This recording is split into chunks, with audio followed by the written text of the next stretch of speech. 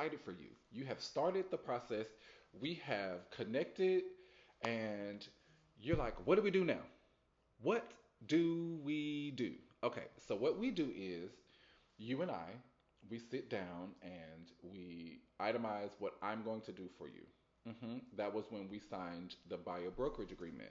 Now, that agreement, if you haven't signed already and you're a new client, new to this space, that agreement is the agreement that allows me to represent you. It itemizes everything that will happen between you and I, whether I can negotiate on your behalf or not, what the commissions are, who's paying it, all the things. Because I know there's a lot of rumors around all of the different settlements that have just recently happened. This is 2025, so in the Georgia market, there was a shift, not just the Georgia market, but there was a shift happening that it's just now complete. So in that buyer brokerage presentation, I show you exactly what I'm going to do for you and how I'm going to protect your interests and your money to get you to the finish line. So after you sign your buyer brokerage agreement, then that frees me up to connect you with lenders. That frees me to take you to properties once the lenders have already pre-approved you and all the things. But we don't put carts before horses. So the next step would be to connect you to a lender. Now, with lenders, legally, I have to send you choices, more than one. I prefer to send about three preferred people who I have already vetted and spoken to that I know would align with what I now know about you and your specific needs. So, in that, I will itemize in the connection the points that we communicated about that will be most advantageous to you. I will also provide you with specific questions for your specific situation to ask to make sure you get answers for from these lenders. Not that I don't already know the answers to the questions, but I'd rather you get the information from the source.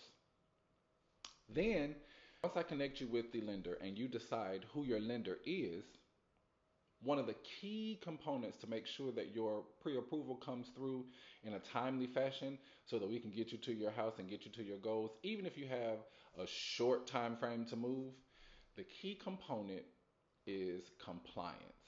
Meaning, if they request a document or if they request some wage income verification moments or if they ask you to sign some documents, getting it done within a 24 to 48-hour time frame is ideal.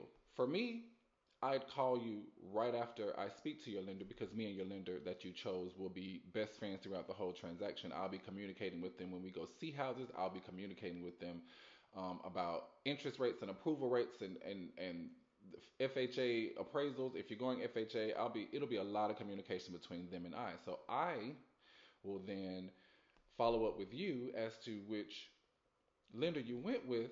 We will become best friends, and I'll make sure that your best interests are kept in 100% solidarity. Now, after you have received your application, you've signed all your documents, you've submitted all of your wage verification moments, then guess what? The pre approval will come out and we could officially start your search. Now, I know a lot of you are like, well, I'm already searching on Zillow. I'm already searching on Redfin. I'm already searching on whatever platform you love, homes.com, blah, blah, blah. And that's fine. But having a realtor who has itemized exactly what you wanted and requested and need in this transaction will keep you in the confines.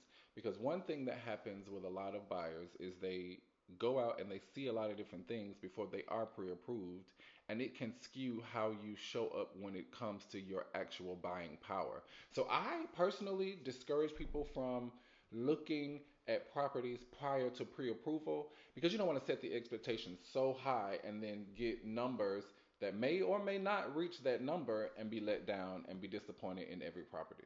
So my clients, I'd prefer to set you up on automatic search populations and things like that that I know I can tailor the search and be a impromptu personal concierge, if you will, to help streamline that process. Because nobody likes to be spammed with a bunch of emails that they asked for but didn't really ask for, you know?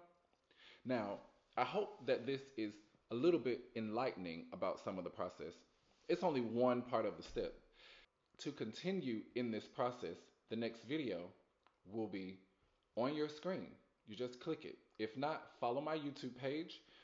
Make sure you follow all of my social media platforms for the next episode. It'll be released shortly.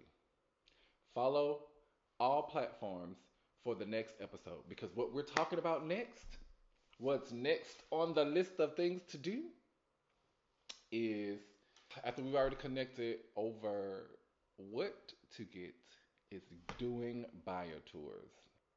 Thank you for watching. This is your favorite realtor, Ryan Lamar, where Southern hospitality meets top tier results.